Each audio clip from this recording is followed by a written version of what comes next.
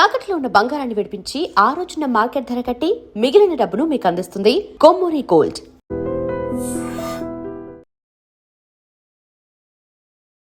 Welcome to iDream. ఈరోజు మనతో పాటు surgical gastro enterologist doctor Prasad నీలం గారు ఉన్నారు. మాట్లాడదాం. నమస్తే అండి, వెల్కమ్ టు అవర్ షో. నమస్కారం అండి. సార్, గట్ హెల్త్ అంటే ఏంటి? ఇది మన ఆరోగ్యంపై ఎలాంటి ప్రభావం చూపిస్తుంది? సో గట్ హెల్త్ అంటే ఏంటంటే అండి, మన ఇంటెస్టైన్లో ఎంత మంచి బ్యాక్టీరియా ఉంది అనేది యాక్చువల్గా గట్ హెల్త్. సో మనం పుట్టగానే ఆ బ్యాక్టీరియా అనేది మనలో ఆ క్వాంటిటీ అనేది అప్పుడే ఫిక్స్ అయిపోతుంది. తర్వాత మనం బయటివి అవి తిని ఇవి తిని మనం ఆ బ్యాక్టీరియాని మనమే డ్యామేజ్ చేసుకుంటున్నాం. కానీ బట్ ఎప్పుడైతే మనము మన బర్త్ జరిగిద్దో ఆ టైంలోనే మనకి మదర్ నుంచి కానీ ఇట్లా ఆ గట్ బ్యాక్టీరియా అనేది లోపల ఫామ్ అయిపోయి ఉంటుంది. ఏంటి అంటే దాని ఇంపార్టెన్స్ ఏంటి, ఎందుకు మనకు బ్యాక్టీరియా అంటే మనం ఏమనుకుంటాము, బ్యాక్టీరియా అంటే అదేదో పెద్ద ఆర్గానిజం ఇన్ఫెక్షన్ కదా, ఎందుకు అది ఇంపార్టెంట్ అంటే కాదు. సో ఈ బ్యాక్టీరియా ఏం చేస్తుందంటే మనకి మోషన్ ఫామ్ అవ్వాలన్నా, తిన్నది సరిగ్గా అరగాలన్నా, కాంప్లెక్స్ కార్బోహైడ్రేట్స్ నార్మల్ కింద సింపుల్గా కన్వర్ట్ చేయాలన్నా ఈ బ్యాక్టీరియా ఖచ్చితంగా కావాల్సిందే. ఈ బ్యాక్టీరియా నుంచి సింథసిస్ అంటే ఉత్పత్తి చెందే పదార్థాలు ఖచ్చితంగా మనకి డైజెస్ట్ అవ్వడానికి, ఫుడ్ డైజెస్ట్ అవ్వడానికి, మోషన్ సరిగ్గా ఫామ్ అవ్వడానికి వీటికి ఈ గట్ బ్యాక్టీరియా అనేది ఉపయోగపడుతుంది. సో వీటిల్ని యాక్చువల్గా పారాసైట్స్ అనలేం. పారాసైట్స్ అంటే మన దగ్గర నుంచి ఫుడ్ తీసుకునేది. మనం ఏం చేస్తాము, బయట నుంచి బ్యాడ్ బ్యాక్టీరియాని ఇంట్రడ్యూస్ చేసో బయట మంచి ఫుడ్ని తీసుకోకపోవడం వల్ల వాటిని డ్యామేజ్ చేసేస్తున్నాం. అప్పుడు ఈ సమస్యలు అంటే గట్ హెల్త్ యొక్క సమస్యలు అనేది అప్పుడు స్టార్ట్ అవుతున్నాయి అనమాట. యాక్చువల్ గట్ హెల్త్ అంటే మీకు ఎన్ని మంచి బ్యాక్టీరియా లోపల ఉన్నాయో అది గట్ హెల్త్. మంచి గట్ హెల్త్ కోసం మనం ఎలాంటి ఫుడ్ తీసుకోవాలి? మంచి గట్ హెల్త్ కోసం ఎలాంటి ఫుడ్ అంటే చాలా వరకు అంటే మన ఫుడ్ను మనం చాలాసార్లు వేడి చేసుకొని తినడము, ఫ్రిడ్జ్లో పెట్టుకొని వేడి చేసుకొని తినడము, ఆ ప్రాసెస్లు చేస్తూ ఉంటాం. సో ఆ ప్రాసెస్లు చాలా వరకు తగ్గించాలి. నెంబర్ 1 ఫస్ట్ థింగ్ ఏంటంటే ఊరికే మల్టిపుల్ టైమ్స్ రీహీట్ చేసుకొని ఫుడ్ని పెట్టుకోవడం వల్ల గుడ్ బ్యాక్టీరియా అంతా చనిపోతాయి. నెక్స్ట్ ప్రాసెస్డ్ ఫుడ్స్ అంటే ఏంటంటే ఎనీథింగ్ ప్యాక్డ్ ఫుడ్స్ అంటే మనం స్టోరేజ్ అవ్వడానికి అందులో ఎక్సెస్గా మనకి కెమికల్స్ ఏవైతే కలుపుతారో వాటి వల్ల కూడా గట్ బ్యాక్టీరియా అనేవి చనిపోతాయి.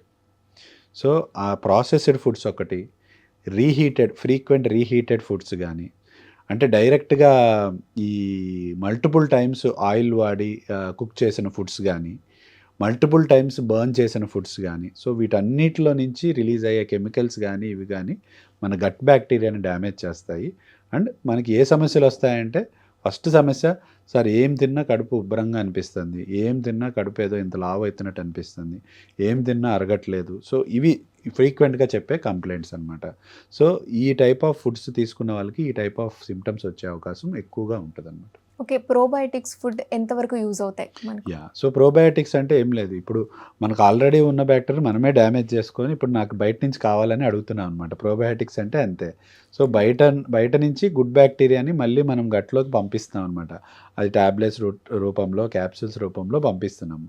సో ఎప్పుడైతే మనకి ఈ సిమ్టమ్స్ ఎక్కువగా కనపడుతున్నాయో ప్రోబయోటిక్స్ అంటే రెగ్యులర్గా మన కర్డ్ కానీ, యోగట్ కానీ, ఈ మీరు ఇందాక అడిగినట్టు దోసపిండి, ఇడ్లీ పిండి తింటే ఎక్కువ నాకు గ్యాస్ వస్తుందా అంటే 1-2 days పిండిలో డెఫినెట్లీ గుడ్ బ్యాక్టీరియా ఉంటాయి.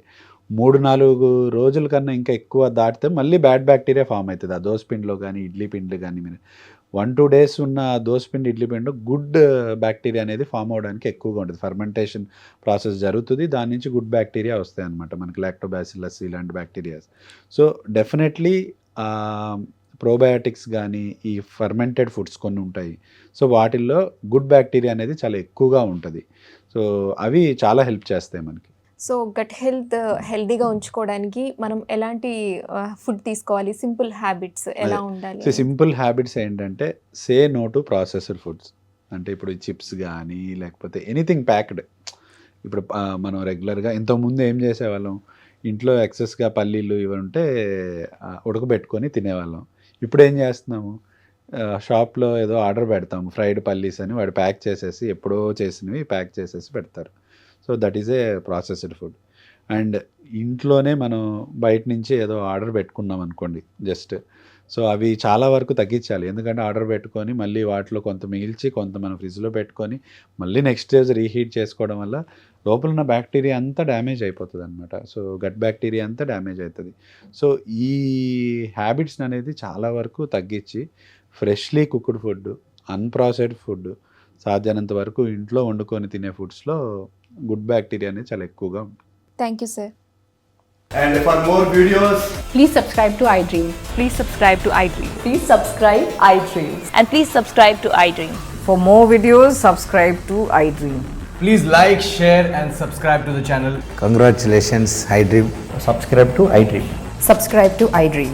So, subscribe to iDream Media. iDream team andarki huge congratulations. Please subscribe iDream Media. Please subscribe to iDream. Subscribe iDream. Please subscribe to iDream. iDream అంటే నా కళల ఛానల్ సబ్స్క్రైబ్ చేసుకున్న నోరు తిరుగుతలేదు, మీరైతే గంట గుర్తు కొట్టండి. For more such videos, please subscribe to iDream.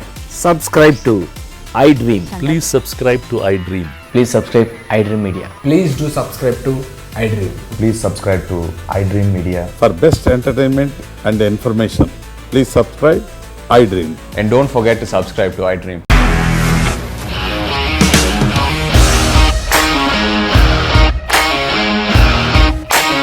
ఇండస్ట్రీలో కమిట్మెంట్ ఇష్యూస్ వస్తే నీకు కూడా వచ్చినట్టు మార్నింగ్ తీసుకెళ్ళాడంటే కొట్టి పడేస్తాడు.